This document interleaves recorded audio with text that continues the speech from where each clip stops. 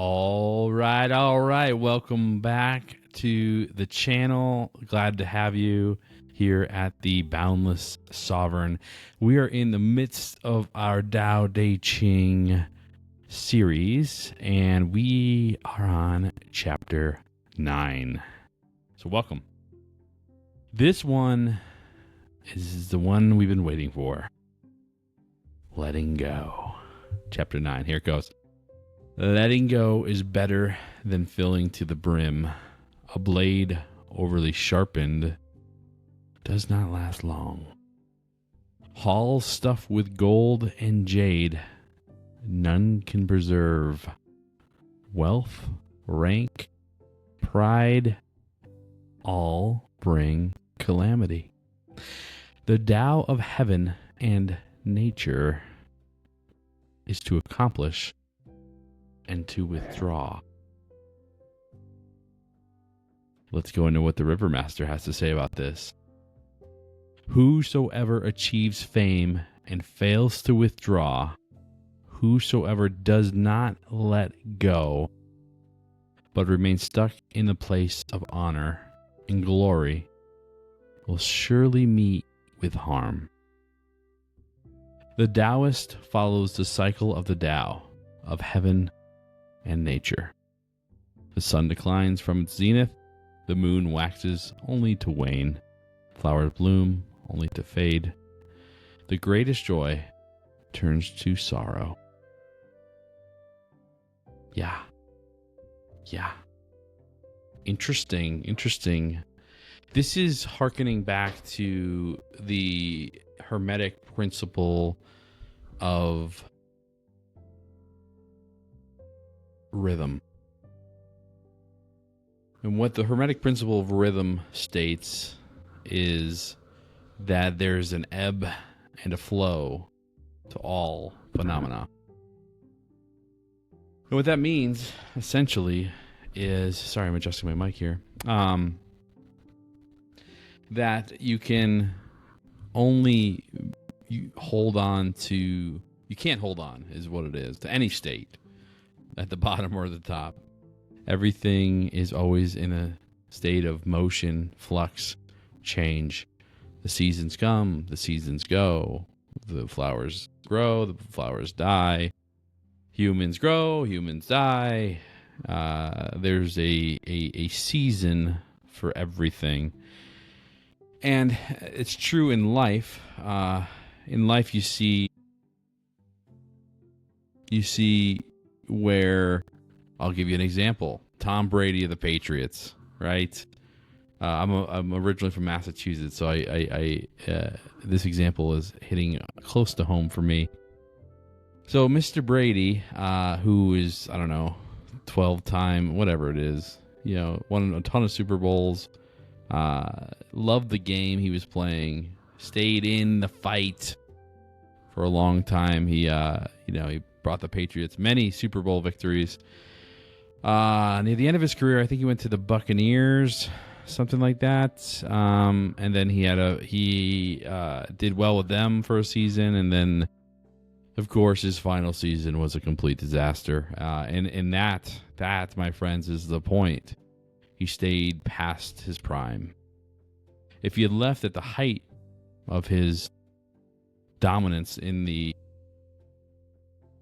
football field, he would have left at a very high point in his career, left on an incredible amount of joy and prestige, and he could have gone off into, which is what he ended up doing. He ended up doing announcing and other stuff afterwards. But he had to have the fall first, which is never the way you want to go. I think Michael Jordan shared a similar fate, especially with jumping into baseball, and I think he was in golf for a little bit, but it was like a weird end for a legendary figure. And so I'll give you a personal example. I was running a facility in Las Vegas, and I had recognized this in myself. I had been there for about 2 years. I was going into my third year. I was sensing that all that I could do had been done, and that if I continued to stay longer, the success I had built would eventually turn into failure again, because the cycles would repeat, and it's just the seasons change. So I in the third year I did move on to something different, and because I knew that I did all I could do for that facility. So it was heartbreaking in some ways, because it was a good facility. It was run well. I learned a lot, and I had a lot of good people there that worked for me. And I was sad to see to go and leave them, and they were sad to see me go. But again, I knew if I had stayed even a moment longer, it would have been too much. So the idea is to withdraw. So I think this is true of, you see this a lot in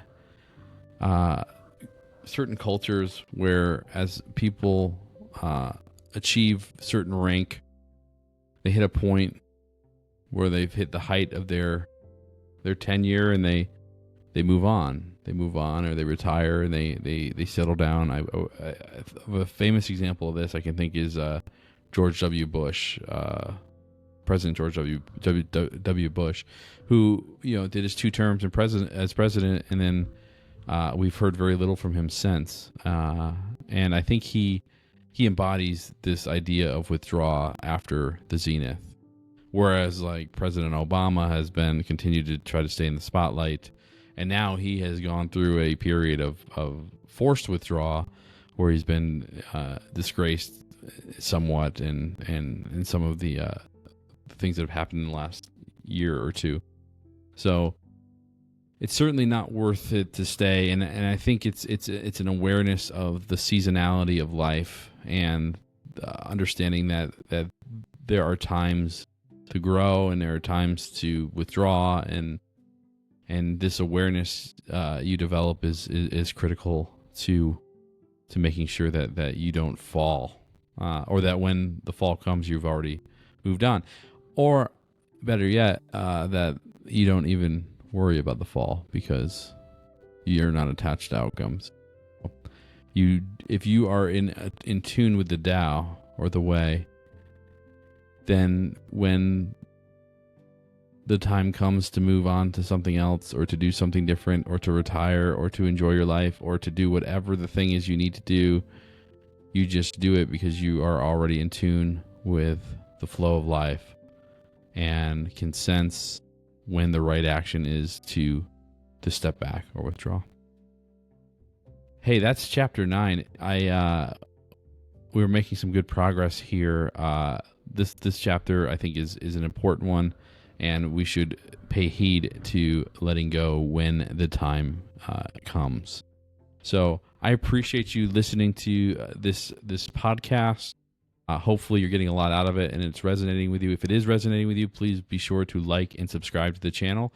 Again, the channel is the Boundless Sovereign, which is a channel dedicated to holding the mirror for the group here, so that the way they can reflect, grow, and become better human beings, and contribute in a positive way to our human world here. So again, like and subscribe. We'll see you in chapter 10.